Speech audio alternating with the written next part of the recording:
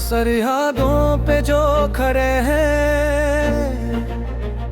वो हम सब की पहचान है। अपनी नींद कुर्बान करके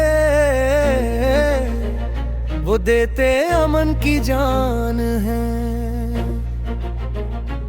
माँ की दुआओं का सहारा, मिट्टी से उनका रिश्ता है। हर सिपाही के दिल में बसता पाकिस्तान का जज्बा है। जब हवाओं में अंधेरा हो वो उजाला बन के आते हैं। चुपके चुपके अपनी जान से घर के रिश्ते बचाते हैं। ये वतन हमारा है, ये फख्र हमारा है। हर कुर्बानी देने वाला पाकिस्तान का सितारा है। ये वतन हमारा है। जो शहीद हुए उनका नाम अमर रहेगा। हर नस्ल के दिल में उनका रोशन एक सफर रहेगा। हिम्मत वफा और हौसले से हम नया कल बनाएंगे। अपने प्यारे पाकिस्तान को दुनिया में रोशन कर जाएंगे।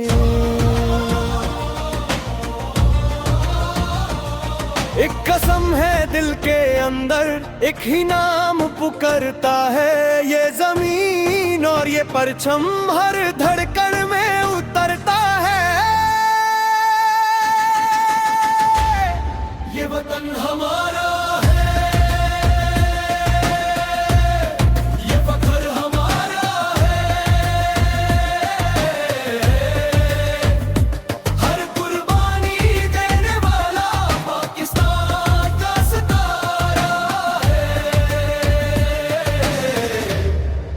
वतन हमारा है।